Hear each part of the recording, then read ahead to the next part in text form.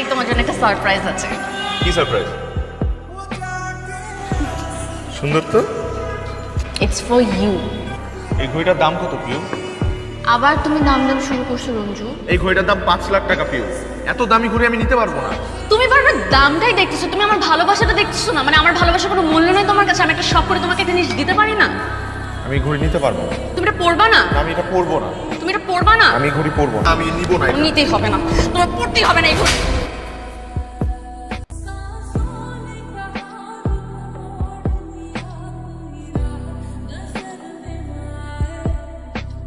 এখন পরছি, এই যে আমি ঘড়িটা পরছি,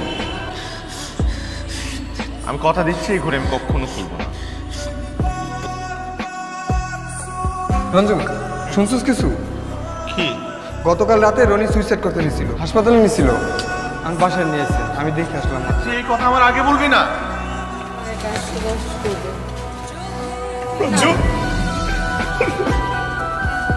পিউ আমার কথাটা শোনো, আমার কথাটা শোনো প্লিজ। পিউ আমার কথাটা শোনো। কেন শুনবো? কি শুনবো? প্লিজ আমার কথা শোনো। এই চাকরিটার জন্য আমার বন্ধুটা মরতে বলছিল।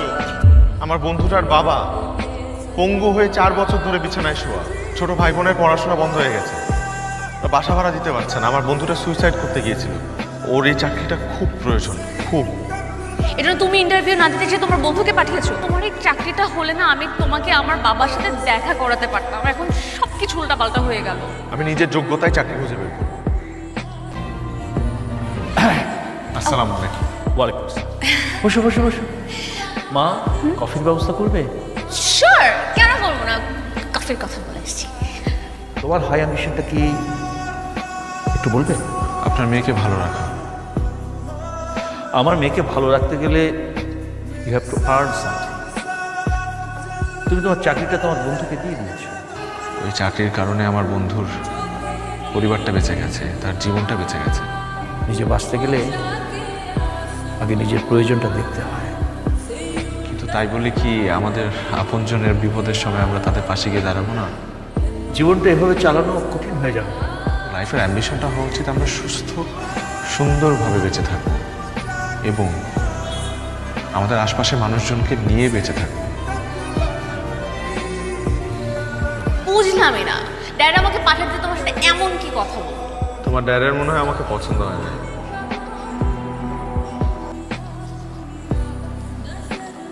কিরে, মন খারাপ করে বসে আছিস কেন? বিয়ে তো হয়েছে, কিন্তু সংসার করব কি করে? আমার হাতে একটা টাকাও নেই।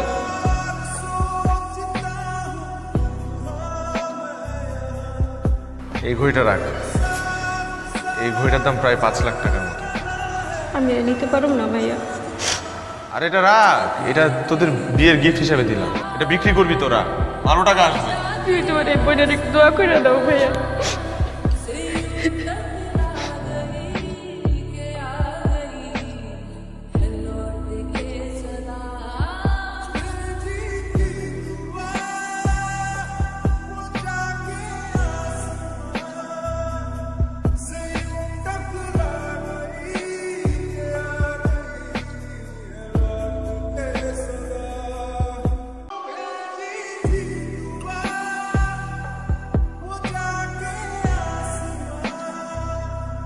কেন শুধু এখানে? 6-7 দিন যাবো তুমি আমার ফোন ধরতেছো। হ্যাঁ ধরতেছি না, কেন ধরবো? তোমার ফোন কেন ধরতে হবে? কে তুমি? কয়টা গার্লফ্রেন্ড তোমার? হ্যাঁ কি বলতেছো এসব? ও কিছু বুঝতে পারতেছো না কি বলতেছি না? ঘড়ি কই? হ্যাঁ এই কই? হাতের মধ্যে ঘড়ি নেই তো? খুব না বলছিলা সারা জীবন আমার দেওয়া ঘড়ি পরে থাকবা। ঘড়ি কই? ঘড়ি কই? বলতে পারছ না? হ্যাঁ তুই তুই আমার সাথে চিটিং করছিস কেন?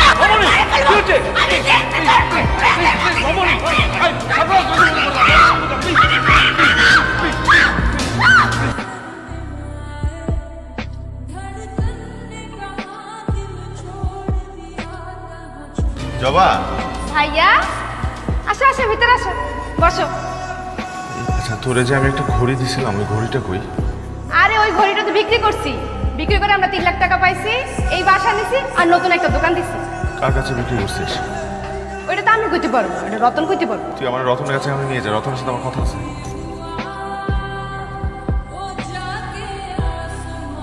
ভাইয়া আপনি যে ঘড়িটা পরেছেন, এই ঘড়িটা আসলে আমার ছিল, যেখানে বিক্রি করেছি সেখান থেকে জানতে পেরেছি সে আপনার কাছে বিক্রি করেছে। ভাইয়া ঘড়িটা আমি ফেরত চাই। ঠিক আছে, আপনি আমাকে 4 লাখ টাকা দিন, আমি আপনাকে ঘড়িটা দিয়ে দেবো। আচ্ছা ভাইয়া, তাহলে কিছুদিন সময় দেন, আমি আপনার কাছে টাকা নিয়ে আসবো। তো এতগুলো টাকা কিভাবে জোগাড় করবেন? জানি না, কিন্তু আমার এটা জোগাড় করতেই হবে। আপনার জন্য আমার কাছে একটা অফার আছে। কী করতে হবে আমার? তেমন কিছুই, আপনাকে একটা কিডনি ডোনেট করতে হবে। কিডনির বিনিময়ে ঘড়ি আর 1 লাখ টাকা ক্যাশ।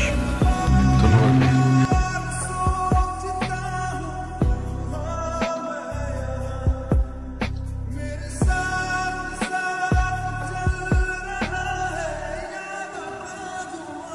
ভাইয়া, কি হয়েছে ভাইয়া তোমার? তুমি তো অনেক অসুস্থ। কিডনি অপারেশন হয়েছে। কি? কিডনি? কিডনিতে কি হয়েছে? আমারই তো কিছু কয় না। আমি তো তোমার বোন, আমারই কো। বলো, সব বলবো। তার আগে তোরা কি আমার একটু মামা মামির বাসায় পাঠা।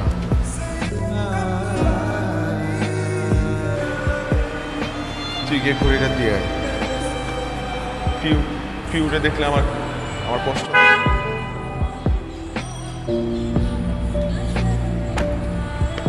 রঞ্জু, তুই এখানে তাকাইছিস কেন? আমি আমার চিনতে পারছিস না, আমি রনি।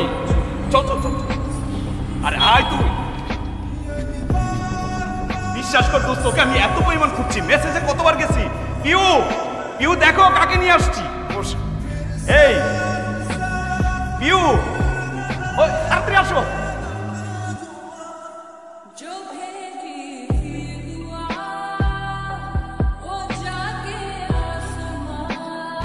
আসো আসো, দেখো কি আসছে আমার বাসায়।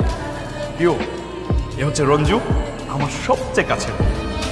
আর ও হচ্ছে, আমি ভাইয়ার খালাতো বোন জবা। ওর জন্যই তো তোমার সাথে আমার পরিচয় হয়েছে। জানিস দোস্ত, তুই যে অফিসে আমাকে চাকরি দিচ্ছিলি, ওই অফিসে ওর মামার সাথে আমার পরিচয় হয়। তারপর মামার সাথে একটা ভালো সম্পর্ক তৈরি হয়। ওর মামা আমার সাথে ওর বিয়ে ঠিক করে, তারপরে তো বিয়েটা হয়ে যায় আমাদের মধ্যে। তুমি জানো, আমার আমার সবচেয়ে কাছের বন্ধু, আজকে যে চাকরিটা আমি করি এটা আমার ছিল। ও যদি চাকরিটা না দিত হয়তো আমি মারাই যেতাম। সরি দোস্ত, আমি আসলে একটু ইমোশনাল হয়ে যাচ্ছি, প্লিজ বস। এই তুমি কিছু করবে না? মানে আমার ফ্রেন্ড আসছে, ওকে আপ্যায়ন করো। আমি তো তোর বিয়েতে কিছুই দিতে পারলাম না। এই ঘড়িটা তোর বিয়ের গিফট। জানেন, এই ঘড়িটার পেছনে একটা গল্প আছে। তুই চুপ কর। ভাইয়া এই ঘড়িটার বিনিময়ে একটা কিডনি হারিয়েছে। কি দোস্ত? ও ও কি বলছে? বাট এই ঘড়িটা ভাইয়া ওনার গার্লফ্রেন্ড দিয়েছিল। ওনার গার্লফ্রেন্ড ওনাকে ভুল বুঝে খুব অপমান করে, আর ঘড়িটা ফিরিয়ে আনার জন্য ভাইয়া তার একটা কিডনি বিক্রি করে দেয়। মেয়েটাকে ওর অ্যাড্রেস দিয়ে আমি কথা বলবো। ভালোবাসার মানুষ কখনো নিষ্ঠুর হতে পারে না। ভালো থাকিস। আসি। আসি মানে? আজকে একসাথে খাওয়া দাওয়া করবো, দেন যাবি? না না, ভাইয়া অনেকদিন পর গ্রাম থেকে এসছে, আমার বাসায় আজকে খাওয়া দাওয়া করবো। ভাবি, আসি।